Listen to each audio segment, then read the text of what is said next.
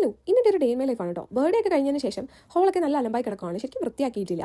രാവിലെ വെച്ചിട്ട് ഞാൻ സൂര്യ നമസ്കാരം ചെയ്തു കേട്ടോ. എന്നൊക്കെ തന്നെ ആണെങ്കിലും കാര്യം എൻ്റെ മൈൻഡ് ഭയങ്കര കലുഷിതമായ മൈൻഡാണ്. നിങ്ങളുടെ മൈൻഡ് അങ്ങനെയാണോ?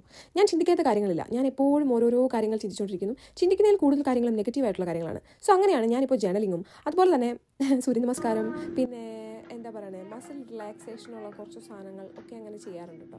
അങ്ങനെയൊക്കെയാണ് എൻ്റെ രാവിലെ ഇപ്പോൾ തുടങ്ങാറ്. അതിനുശേഷം കുക്കിംഗ് ചെയ്യുമ്പോൾ ഞാൻ എപ്പോഴും ഒരു പാട്ട് വെച്ചിട്ടാണ് കുക്ക് ചെയ്യാറ്. അപ്പോൾ എനിക്കങ്ങോട്ട് എനർജി കിട്ടും കേട്ടോ. പിന്നെ നമുക്ക് ഹോൾ വൃത്തിയാക്കണം. അതിൽ കുറേ ബലൂൺസും അതും ഇതൊക്കെ കിടപ്പുണ്ടായിരുന്നു. അങ്ങനെ ഡെക്കർ എല്ലാം എടുത്ത് കളഞ്ഞു.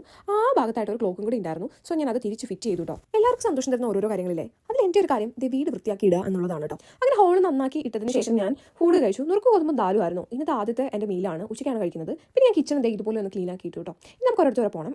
വേറെ കൊണ്ടല്ല, നമ്മൾ സിറ്റി സെൻറ്ററിലോട്ടാണ് പോകുന്നത്. എൻ്റെ ഫ്രണ്ടിൻ്റെ ബർത്ത്ഡേ വരുന്നുണ്ട്. സോ അവർക്ക് എന്തെങ്കിലും മേടിക്കണം. ഓൺലൈൻ ഓർഡർ ചെയ്താലും സാധനം കിട്ടില്ല. സോ ഞാൻ ആദ്യം പോയിട്ട് അതൊരു ഗിഫ്റ്റ് കൊടുക്കാനുള്ള ഒരു ബാഗാണ് കേട്ടോ ഞാൻ പോയി മേടിച്ചത്. പിന്നെ ഒരു ചോക്ലേറ്റും കൂടെ മേടിച്ചു. വാച്ചൊക്കെ നോക്കിയെങ്കിലും വാച്ച് ഞാൻ എടുത്തില്ല കേട്ടോ.